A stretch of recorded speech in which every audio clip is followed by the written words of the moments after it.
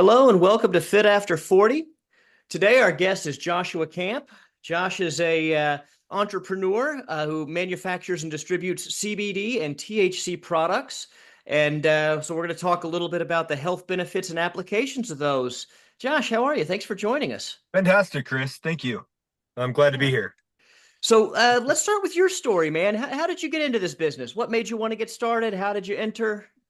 That's a really common question that I get asked, and it really started for me in the 90s. So I was in high school, just a freshman in honors English and tasked with writing a research paper on something that we believed would change the world. And so, a little tongue in cheek, everybody knew that I liked to partake as a kid, Yeah, but my paper was called Marijuana Will Save the World. And I actually focused on the medical benefits and all the industrial uses of the cannabis plant throughout history. nice. So that's kind of where it kicked off. It's actually really, really funny story is my son has been going through the same sort of pushback at school. And we ended up having a meeting with Willie Dickerson, who is now over the school board in Williamson County. She was the vice principal in 1993 that I actually had to go and When see you because of that were paper. So comes and full she remembered circle. it. So yeah, Does she everything has really? come full Right. circle. So it's been, 30 years for me since I've been Right. advocating for this. And in 2014, when the Farm Bill looked like it was going to pass, I jumped right in. I started working That's on great. legislation in Tennessee and participated in a number of organizations, ended up taking one of the founding board seats with the Hemp Industries Association here in Tennessee. And we were able to get laws passed. I had the first licenses in the state, and it's been a roller coaster ride since then. Oh, that's great. Right. And how has the industry grown and changed in that decade since it became legitimate? Well, it's been all over the place. Obviously when we started, everybody thought that it was going to be a fantastic cash crop. We had a lot of farmers that Sure. were growing massive acreage, nobody really understanding the plant genetics, chemotypes and phenotypes. And the industry certainly didn't understand cannabinoids and the mixture there as it applies to the biochemistry in the body. Hmm. So that's my thing. I went to school for biochemistry. Hmm. So I knew from day one what I wanted to target, what kind of research I wanted to participate in, and ultimately what I believe the plant can do to help people. And it's been my mission ever since, just to give away as much product as I can. If I can sell it, fantastic. I help a lot of companies formulate, and I've opened a lot of processing labs, just teaching people how to do things better, cleaner, and how to make more effective products. Sure. Right. And it's still a lightly regulated industry, so you really do have to know who you're getting it from and what it is. But maybe we could start by kind of unpacking what some of those cannabinoids are. Of course, most people have heard of THC and CBD. We throw these terms around, but a lot of people don't know what these different compounds are and what they do. Could you unpack a little bit of that for us?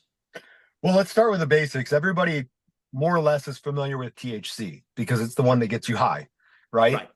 All of Yeah. the laws in this country at the federal level are written around Delta 9 THC. So that's interesting because from a biological standpoint, plants don't actually make Delta 9 THC. They only produce primarily two cannabinoids, CBG or CBGA, I should say, and CBGVA. So you've got your varins and you've got your kind of more known cannabinoids. Enzymes in that plant that are made according to different genetic expression convert that CBG into THC, CBC, or CBD. So those are your primary, what we call the major cannabinoids, right? So that's why there's been so much legal gray area, why we've had so many issues with transformation of the industry and pushback in some areas and support in others. Um, but at the end of the day, really we're looking for CBD and THC, which are the ones that have the commercial market. Mhm. So that's, I think, where we're going to end up discussing most. But Okay. it's really a fascinating plant. One of the things that interested me from the get-go is there are actually over 250 cannabinoids. If you look it up, you're going to Wow. see numbers like 113. I've seen all kinds of numbers in that range. But I worked early on with with ICCT, the International Center for Cannabinoids Therapy in the Czech Republic. They've actually done over the last, well, now it would be 90 years. They've done research on over 250 cannabinoids that are found in the cannabis plant. Wow. Wow. That is a lot of ground to cover. Mm-hmm. So now you mentioned Delta 9 THC, and of course we see Delta 8 THC on labels. Is there a difference between these two chemically? Well, all of the cannabinoids, with the exception of CBG, because it actually has to go through that enzymatic process to convert, are actually isomers of one another. So they have the same chemical formula. So Okay. CBD, THC, whether it be Delta 9, Delta 10, Delta 8, they're all actually the same chemical It's all the same thing. formula wise. The only difference is the shape of that molecule. So Okay. if you take CBD, it actually has an open ring on part of that molecule. The difference between CBD and Delta 9 THC is that ring closes. So you have an extra bond there. The difference between Delta 8 and Delta 9 is that you have a double bond in place of that single bond that makes it Delta 9. So they're essentially the same compounds. They interact with the same receptors in your body. Uh, Delta 9 and Delta 8 have roughly the same affinity for those receptors. The difference being it's a little bit tougher to metabolize Delta 8, and so it tends to hang out a little bit longer. Okay, that makes sense. And then TCHA, is that THCA. distinct? Excuse me, TC, yeah. THCA. Is that distinct from the THC that we're all familiar with? Well, THCA is actually, like I was saying, it's actually what the plant makes. So the plant Okay. makes it in what's called an acidiform. There's a carboxyl acid that's attached to that or a carboxyl group that's attached to that molecule that makes it acidic.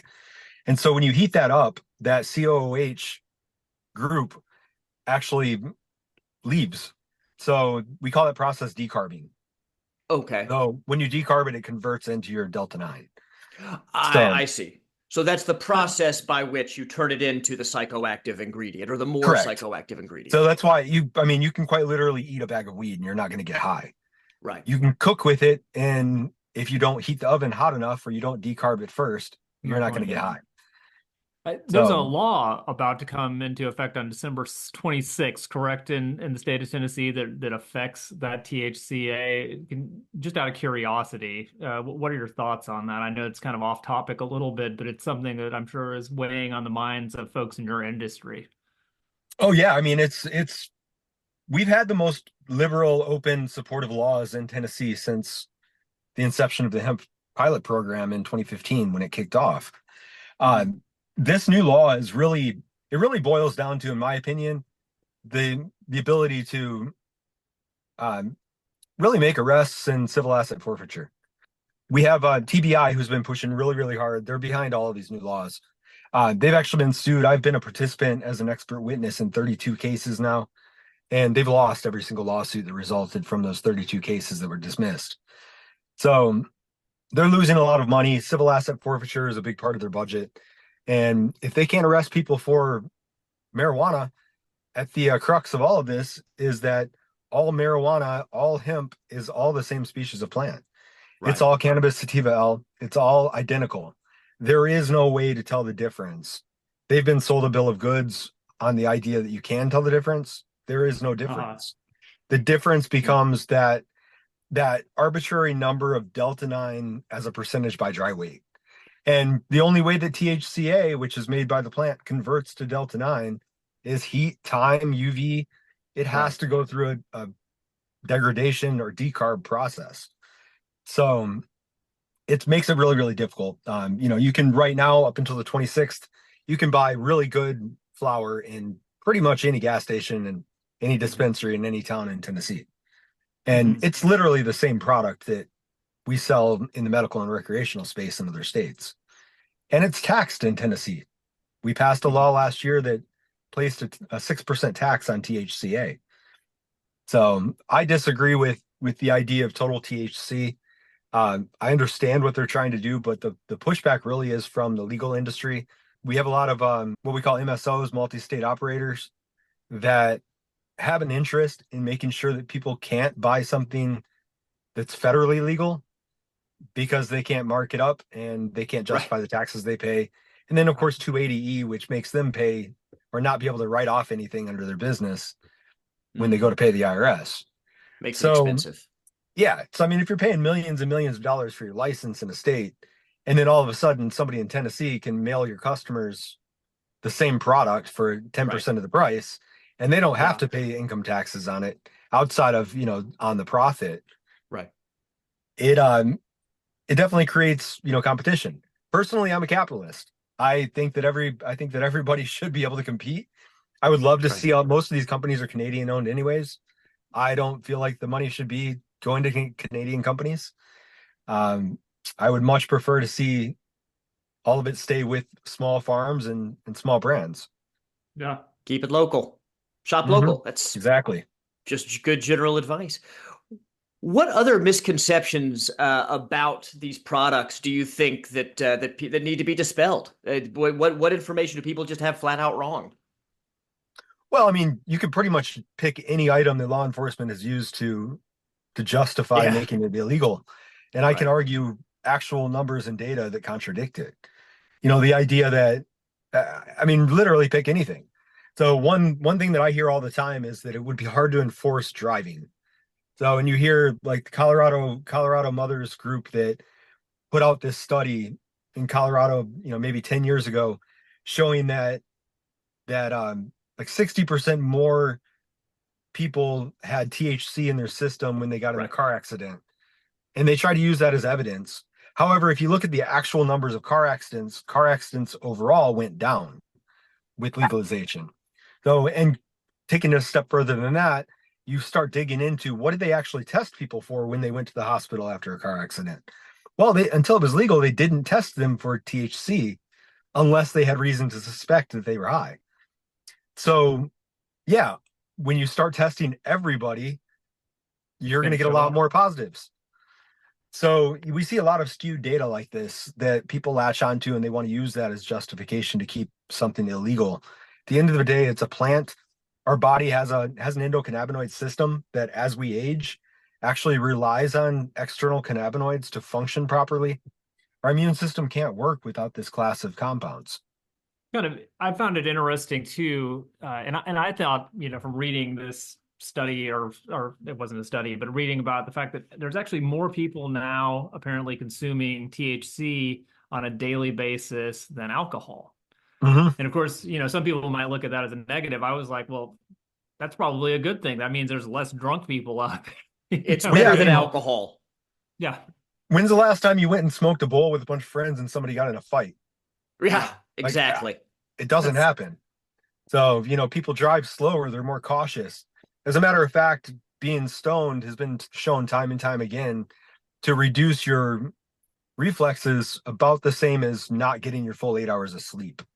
Sure. So it's definitely not like alcohol. When you drink, you are seriously impaired and it impairs your judgment, and it's just not the same. They shouldn't be compared, in my opinion. No, they shouldn't. I understand the intoxication factor and that it is a mind-altering compound, but they're really not the same. One is literally a toxin, and one is a natural plant that does nothing negative to your body. We just have a lot more cultural association with one than the other. Yeah. So there are so many products out there, smokable, edible, topical, salves and so forth. Could you help us navigate that space? I think most people are probably familiar with the smokable, but these different products have different applications and are good for different symptoms, especially as we get into the wellness benefits and the kind of things that you would use for aches and pains and so forth. So maybe you could help us just kind of navigate that a little bit. Yeah, I mean, you just kind of named the top products. We have topicals, which are good for localized. There are a lot of compounds that are added into topicals to help with drug delivery. One thing that I see a lot of that people should be aware of is the idea that nano is somehow better. In a topical product, just know that if you're actually taking a product that's in a micronized or nano formula legitimately, that it's not going to work well locally. So if you're trying to hit, an achy muscle or a hurt joint, or something like that, what actually ends up happening is it crosses over into the blood. And so you don't get as much local benefit. So you might as well eat it. So you might as well eat it. Might as well just have a gummy at that point. Exactly. My opinion, that's a very important thing. Now there is something to be said about absorption rates. So the absorption rate in a topical is pushing 100%. Sublingual, if you put something in your mouth, you let it soak in under your tongue, you're usually in the 80% range. When you swallow it, 40 to 60%, depending on what's in your stomach. So, some are more effective than others. You only get about 10 to 15%. I've seen some higher numbers, but 10 to 15% seems to be consistent with smoking it. With smoking it, okay. Yeah. But obviously it hasn't gone through all the processing and hasn't gone through the process to get you, a product that is going to be more expensive to begin with per milligram. So it's okay. So anyways, moving on from topical, the major difference that people should be aware of when it comes to any of the compounds that are in it, any of the cannabinoids, is that, smoking it's going to be the fastest, topical is going to be the longest lasting, edibles are going to take a while to come on.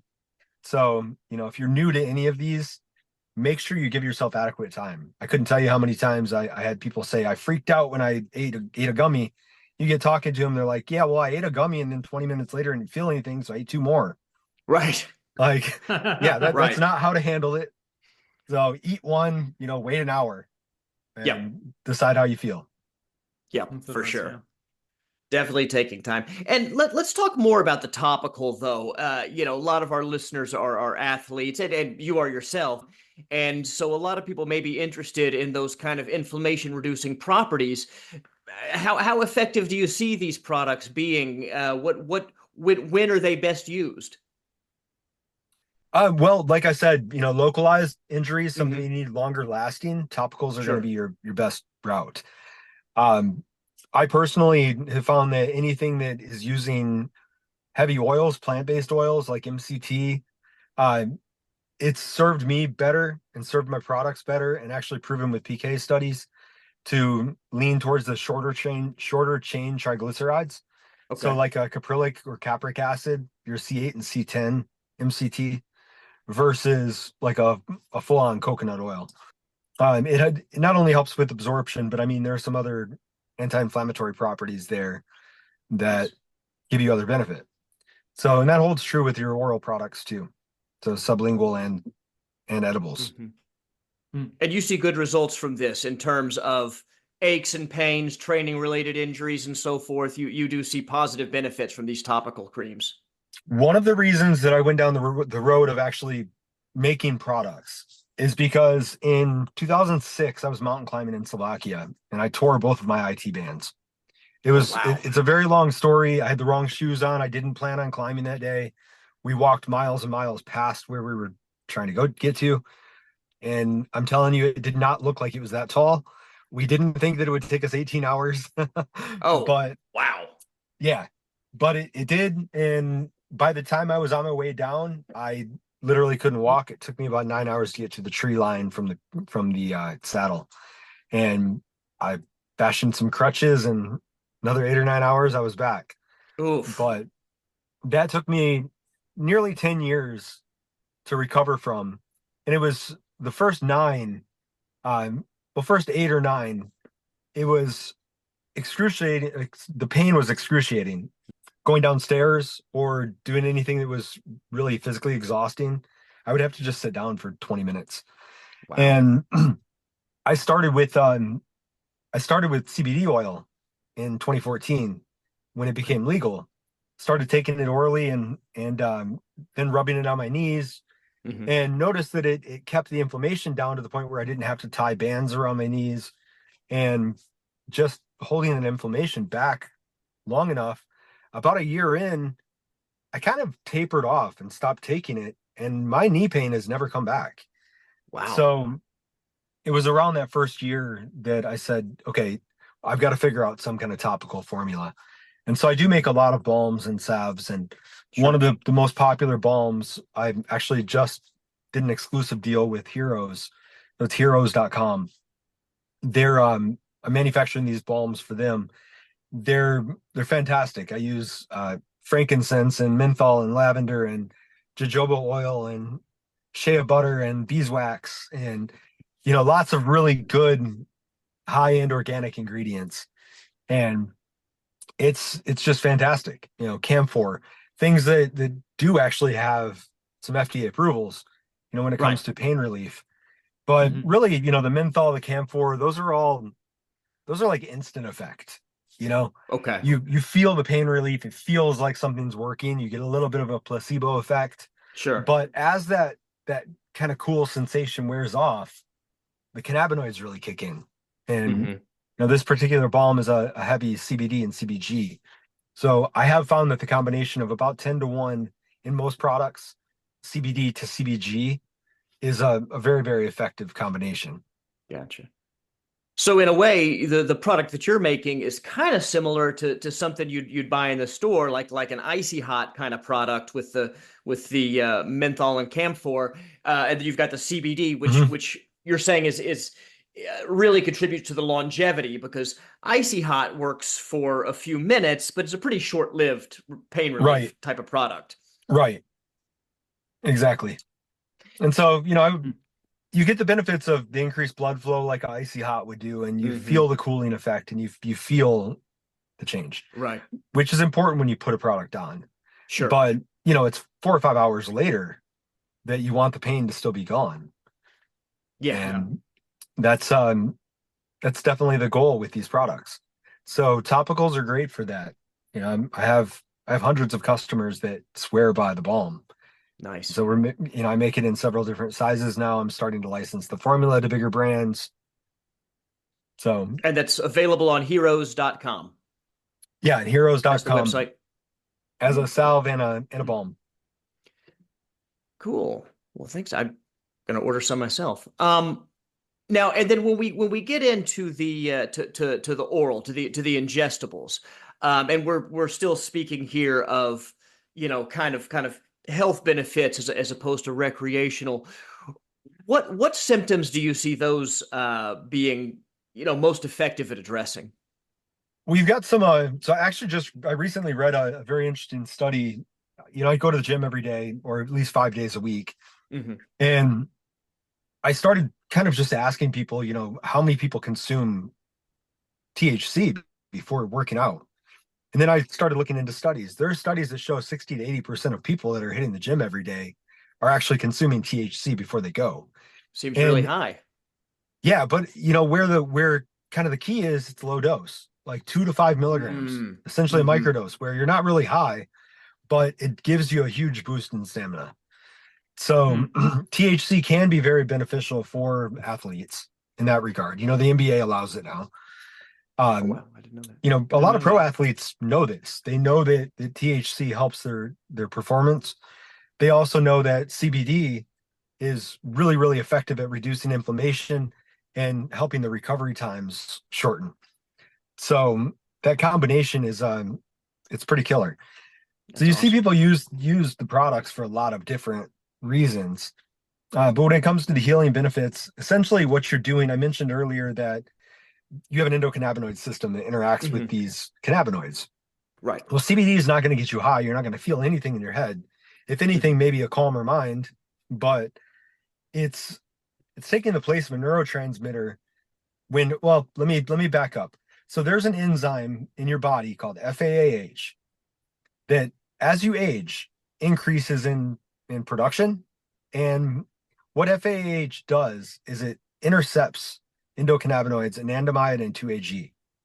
Anandamide and 2-AG are neurotransmitters that are critically important to your immune system functioning correctly. If you think about it, we have to have neurotransmitters in order for these different cell types to communicate. Right. So there's no way for your white blood cells to know that an area in your body is inflamed if there's not a chemical there to tell it. Right. Right. Well, if you have FAAH that's built up and all of a sudden all of your anandamide is now binding with the FAAH, then the very first thing that happens is that inflammation is allowed to grow. It gets worse and worse and worse. And, over time, it has its own healing properties, but it's really a response to keep your body from injuring itself further. So you look at something like CBD. CBD has a greater affinity for FAH than anandamide. So the very first thing that happens when you consume CBD is it blocks the FAH from the anandamide, letting your body's natural chemicals, natural endocannabinoids, perform their function, which is identifying inflammation and having your immune system take care of it. Mhm. So you kind of get this 1-2, but then you have another set of receptors, and now we're actually seeing as many as 5 endocannabinoid receptors now in most cells, which when I started my first company in 2014 in the space, there were only 2 that we knew of, CB1 and CB2. Now we've identified 5.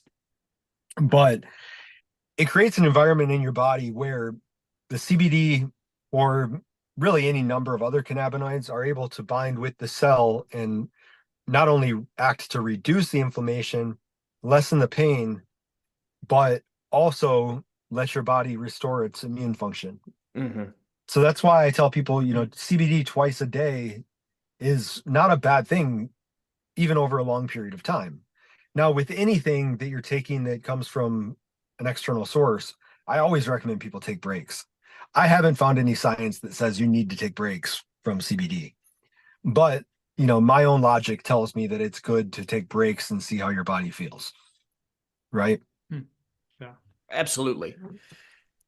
And maybe this is a good time to talk about dosages, because I see wildly different dosage levels. And without a lot of personal experience, I really don't know what dosage I should be taking. Well, when it comes to CBD, the average adult is going to respond. Let's talk sublingually, like a tincture. Sure. That's the most common form. Yep. Most adults are going to respond best to around 60 milligrams a day. 60 So, a day. Yep. So 30 milligrams morning, 30 milligrams night. Has a 9-hour half-life in the body. Okay. So you do want to take it twice to keep that level consistent. So, around 60 milligrams a day. I usually tell people to start with about 30 milligrams. So 15 milligrams in the morning, 15 at night. If you And then take, step it up yeah, from there. if you take too much, I've had people drink whole like 3,000 milligram bottles, and it's not going to hurt you, but Right. you will have some great dreams, and you'll probably sleep for 10 or 12 hours. Huh.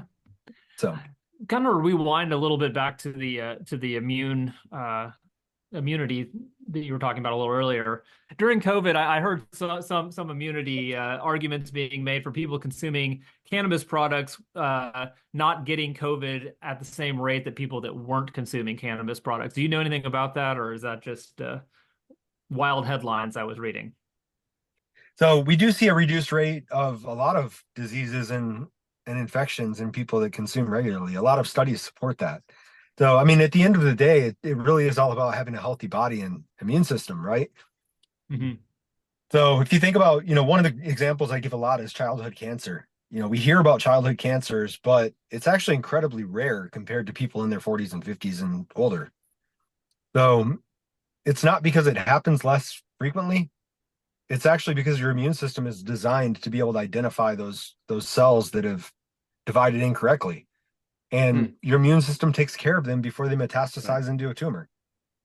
Mm-hmm. So, a decreased efficiency of your immune system is what leads to cancers being more prevalent. And, Sure. it's Sure. the older we live, I mean, it's inevitable that the higher the rate of cancer will be. Exactly. It's a part of life. That's right. Yeah. But the goal here is to fight premature onset of these types of illnesses. Nobody lives forever, but Well, and that's why, you hit your 40s. I mean, it should be your primary goal to worry about what you put into your body and worry about how you absolutely perform at peak function all the time. absolutely. Absolutely. It's an important decade. Most people are still young enough and healthy enough to turn it around in their 40s or maybe 50s, even if you've made some bad decisions earlier, but now's the time. You start getting a little older than that, and it gets every year you delay, it gets harder to turn that ship around. Of course. Absolutely. I can proudly say I'm in better shape now than I was at 20. Oh, I know no I doubt can. about it. I know I can. So let's talk about some of the other health. So we've talked about inflammation and supporting the immune system, but there are some psychological benefits too. You mentioned sleep, and I myself take a CBD product to help me sleep, and I do find that it does support sleep. What other applications are you seeing? Well, sleep is a good one, and I mean that plays right back into your body's health. To have Absolutely. a circadian rhythm that is consistent and to get your 6 to 8 hours of sleep every night, arguably the most important thing that you can do for your body. It's pretty So critical. CBD does help with that. It helps maintain that cycle. That's one very good benefit. Really, outside of that, when it comes to mental function, the FDA says that I can't say that it's good for Mm, anxiety and that it's good for high stress situations, but sure. there is actually supporting evidence that, well, I know anecdotally, from tens of thousands of people that it works very well for anxiety. But Hmm. we also see other benefits when it comes to just calming the mind and reducing stressors, which lowers cortisol levels, and by lowering cortisol levels you have a whole host of benefits. I don't know that Reduces. there are a lot of, with CBD anyways, a lot of direct benefits that we can make as claims. Hmm. I can tell you that there are tens of thousands of studies that have been done on various cannabinoids, and I have yet to see one that is not compelling enough to want to look into the next. Sure. So no matter what Sure. you're dealing with, it's not snake oil.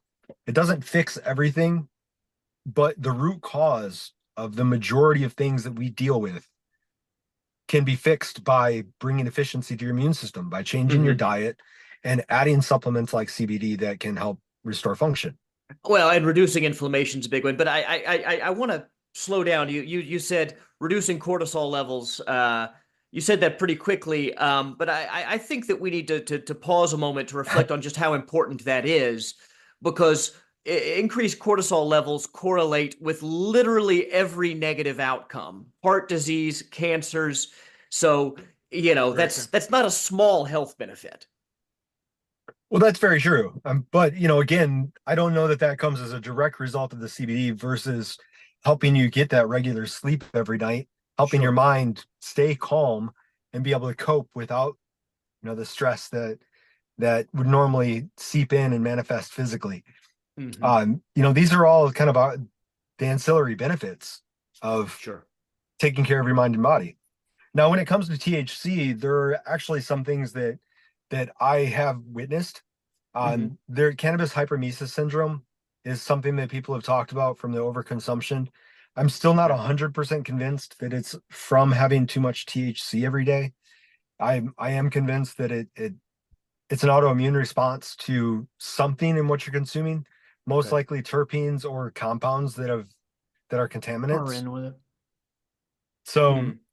yeah, I mean, and then some of the common ones like paranoia and can actually increase anxiety when you have too much THC. So, but it's the idea of your mind not being what you're used to. Um, Right.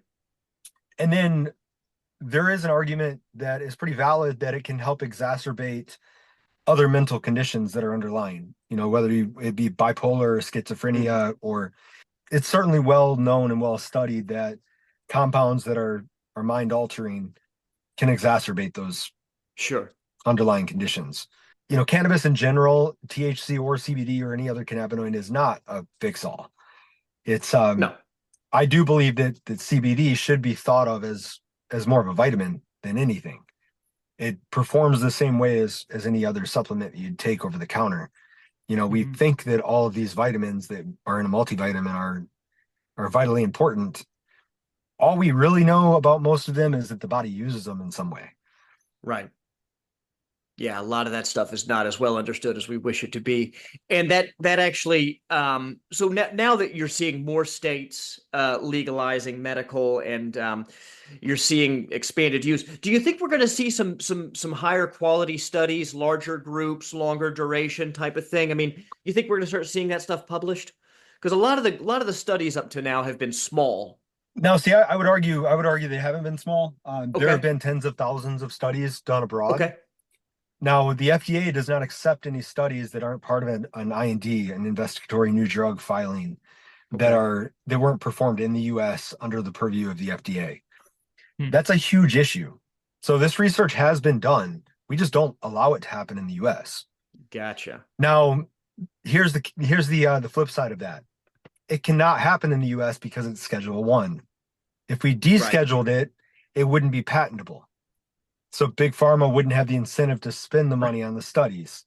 So with it being rescheduled to a Schedule 3, which looks like it's pretty inevitable, it means that it will remain illegal for everyone, but now the FDA and the DEA will have jurisdiction over it, At least we which could means study it. big pharma wins. So get ready for your Wow. Pfizer THC pills because it will no longer make sense to allow people to grow a plant that has compounds in it that are patented Hmm. by big pharma. Right. And is that going to affect your industry? I mean, that's kind of, an unfortunate little side effect, I guess, of how things work. But what do you see that doing to your industry? I know this is kind of beyond the fitness, but I think it's an important thing that people kind of want to understand to some degree as well. I don't think that people fully understand the consequences of a reschedule. The real Hmm. consequence of a reschedule is that nobody that is in business right now is likely to be in business. Hmm. If they're intelligent enough to have a DEA license and have a mechanism in place to be able to handle the pharmaceutical side, they'll either become a distributor or they'll be absorbed by an MSO that is being absorbed by big pharma. Get bought up. Yeah. Yeah. Which is the best outcome for the Well, for entrepreneur, the yeah, I mean, but sure. not for the consumer. Right, right. And going back to why I started my companies, I never started my companies to get rich. I'll never sell out to big pharma. As a matter of fact, I don't know if you've watched my documentary called Barely Legal, but it does a great job of breaking down the lobbying efforts by big pharma against my Yeah. industry. Because they make a lot more money on opioids, which maybe this is a good segue. Opioids, obviously, everybody knows the damage that those have caused to a lot of individuals and communities, destroyed families, destroyed lives. And uh, in states that have legal medical marijuana, you're seeing a big reduction in those opioid problems. Yeah, well, we did. At the onset of legalization in any state, there's a drastic reduction in overdoses and opiate abuse. Mm-hmm. So that's very true.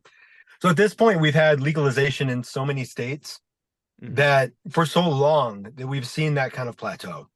So the Okay. reduction is sort of gone in Colorado and California and a few other places.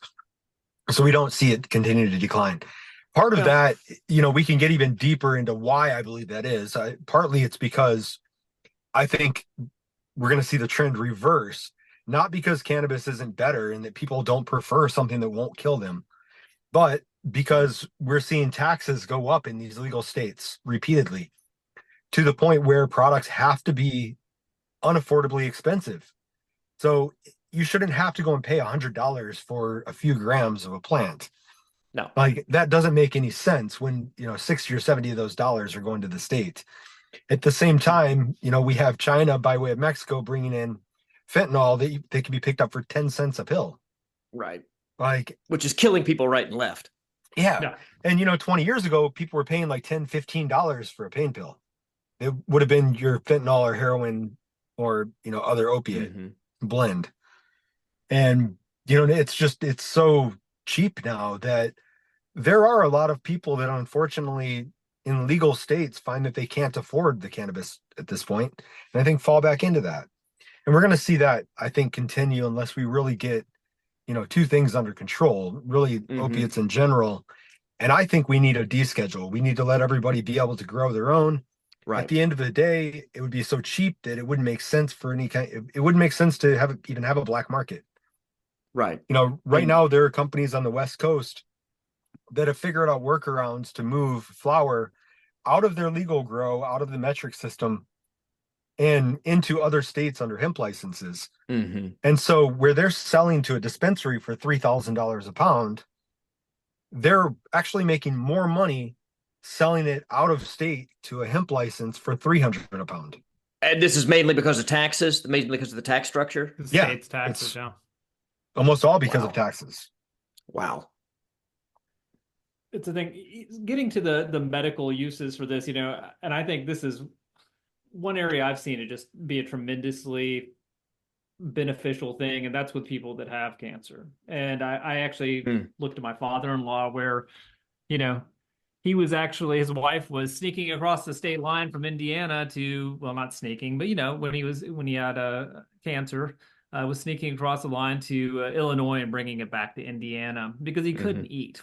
He just couldn't eat. And the only way he could eat was if he had THC. And you know, it's such a tremendously beneficial drug. I've noticed, at least with folks that have cancer, that you know, it's just insane that people go through so much struggle to even, now it's not as bad, but you know, years ago, so much struggle to even get this, and the fact that it's just not more used for a lot of these applications. What are your thoughts on that? So I have some experience with this as well. My grandma, who's now 86, 87, almost 8 years ago, was diagnosed with breast cancer. She was stage 3, stage 4 when she finally had a mastectomy. And they wanted to give her chemo that was in high enough doses that I guarantee you she would have died. So it blows my mind that people don't consider more than just, you know, it helping you eat, which obviously having nutrition in your body when you're fighting a disease is critically important. Critical. You know, it can definitely help kind of stave the effects of chemo that are negative in the short term. What it doesn't do for offsetting chemo is keep you from dying from heart disease later on. It's a guaranteed death sentence. For somebody in their 80s, it's almost guaranteed that they're not going to survive the chemo. And it will be the chemo that kills them before the cancer. We should be looking at it, you know, from that standpoint first.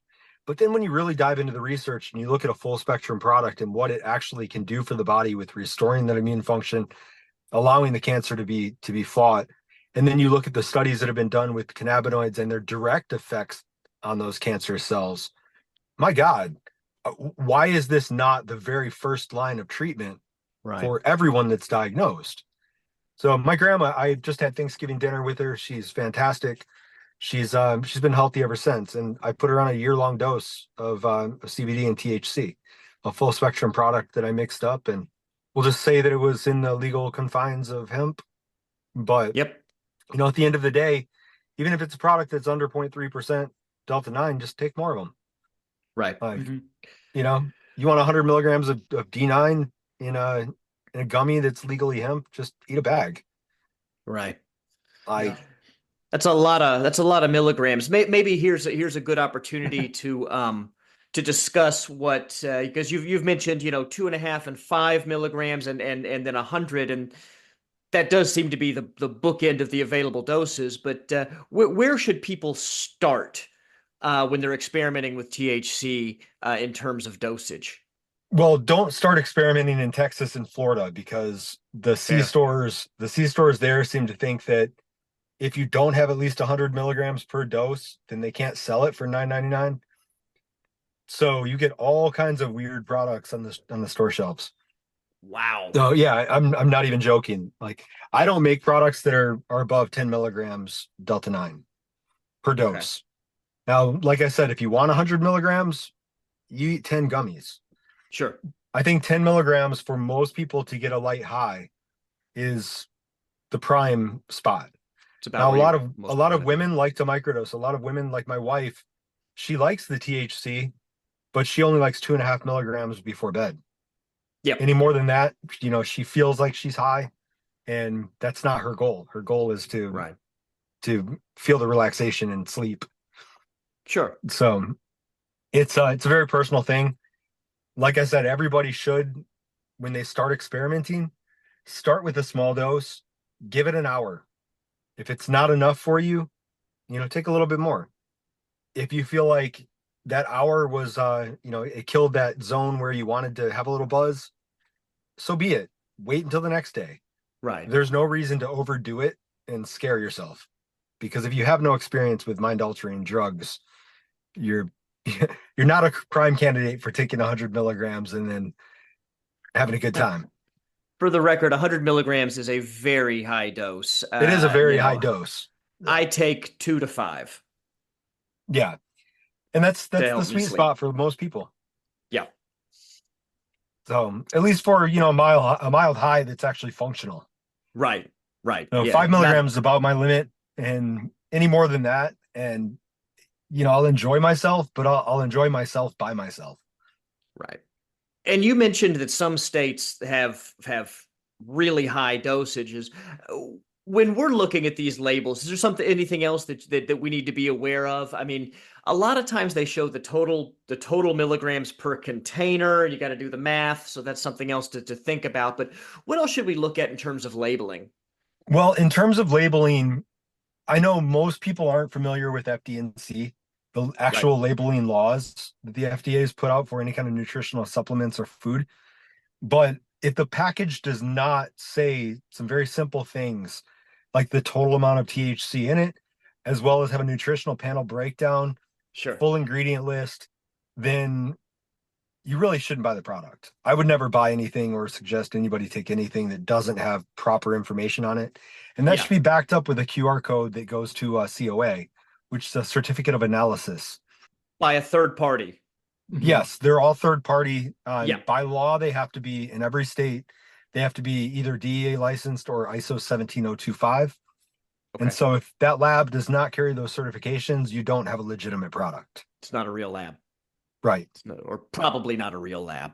And then, so when we're looking at these labels and we're looking at something that maybe has a mix of THC and CBD in it, um, is there a difference between full spectrum, broad spectrum, CBD isolate? What are these different categories?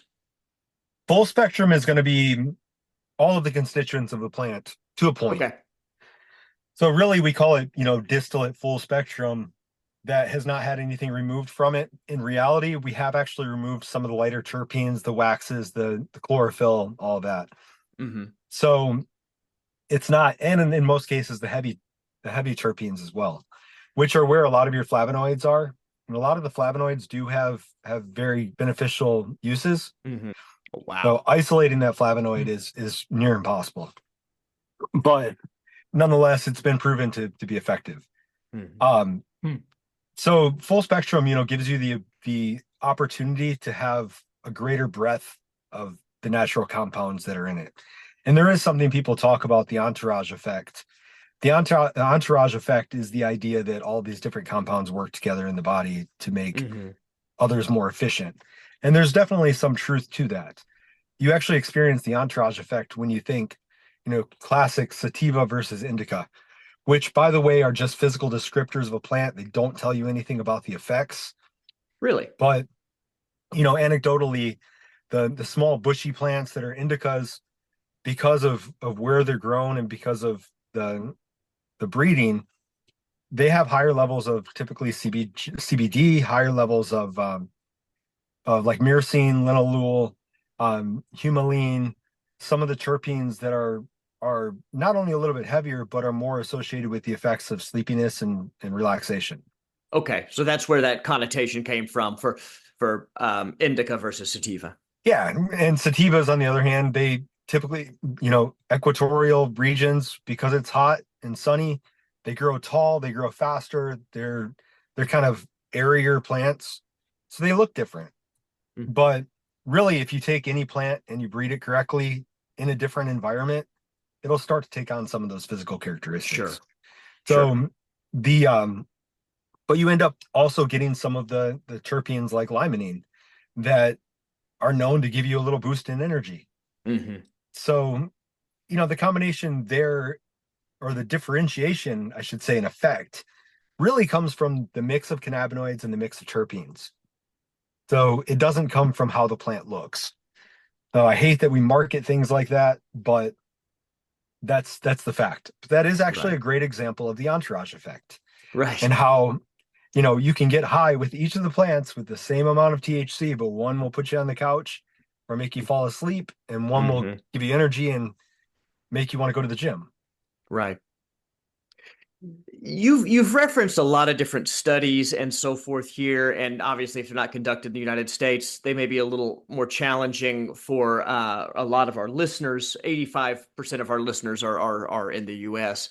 Um, are there some good publications or books or organizations that we need to follow to have access to some of these studies and some of this information? You can quite literally type in anything that you want related to cannabis and add the words Israel, or add any of the doctors' names that are under ICCT, that International Center for Cannabinoid Therapies. ICCT. Yeah, I'd say 80% of the research is, between the Czech Republic and Israel. Gotcha. That's Interesting. good to know. Going back to athletes though, let's talk a little bit in specifics how to incorporate these products into your training program, if you don't mind. So obviously we've talked about how it helps in post-workout recovery. So tell me about your personal routine. Like what supplements are you taking to support your own fitness? Well, in addition to, taking CBD and THC pre-workout and post-workout, I take the CBD after, typically about an hour or two later when I have my protein shake. But when I go to the gym, I do take every morning a BCAA stack, and I add L-theanine. L-theanine is a fantastic dopamine precursor. I take It's that one as really, well. really important for your mental health. Yeah. Unfortunately, it's something that has gotten expensive. So a lot of Yes, it products has. have actually cut it out. So, it used to be in all of your energy drinks and in products that were there for mental clarity. But it seems to be more and more manufacturers are actually dropping that amino acid from their stacks, Huh. which is it's directly related to the cost. So I do recommend that people pick that up. Bulk supplements is a great source for, cheap That's great. powders. As long as you're comfortable measuring out your dosages. Sure. But Sure. between the amino acid stack and I do have a little bit of caffeine, may have a bit of a Celsius addiction that I'm trying to beat, but Yeah. I do think that the B vitamins and the caffeine also help. Plus a small dose of our socialized gummies. So the Nice. socialization gummies have ginseng, cordyceps, which is full of cordycepin, ginkgo, lion's mane, and only 5 milligrams of delta-9 THC. Okay. So it's great pre-workout. It doesn't get me real high or anything, Right. but I do absolutely notice a boost in stamina. That's great. So do you anticipate seeing use of these products becoming more widespread in the athletic community, or what do you see the future in the athletic community looking like? But we're already seeing it. I mean, for years we had to deal with the UN and WADA having bans on anything related to cannabinoids. Right. So that's sort of gone away. You see the NBA now is fully allowing it. They're not even testing for THC anymore. And a lot of other organizations have raised the threshold. So at something like 90 nanograms per milliliter in the blood is where most professional organizations are testing. And that's a really high threshold. I mean, you Okay. literally have to consume it every day or be high Be high when when you're taking the test. yeah. So it's not like it's in your system. It's like, no, you're taking this test while high. Right. And so that's a pretty high threshold. So not a lot of people are going to fail in that regard. But I mean, we Gotcha. saw, even with the last Olympics and some of the Olympians, getting in trouble, the one girl going to prison and for Yeah. having a THC pen. I mean, Right. Yeah.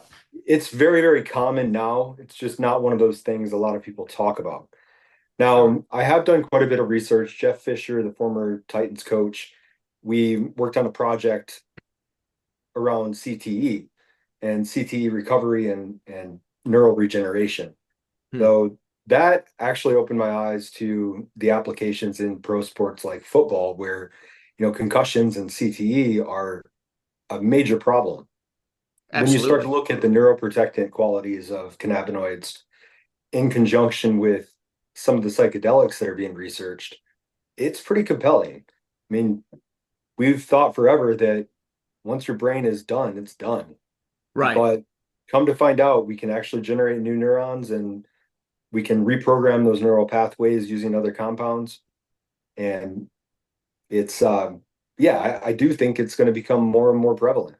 That's I interesting. also think that prevalence is one of the reasons that Big Pharma is pushing so hard to take over. Can't make money on something you can grow in your backyard. Exactly. What do you think the next big trend in natural medicine is going to be?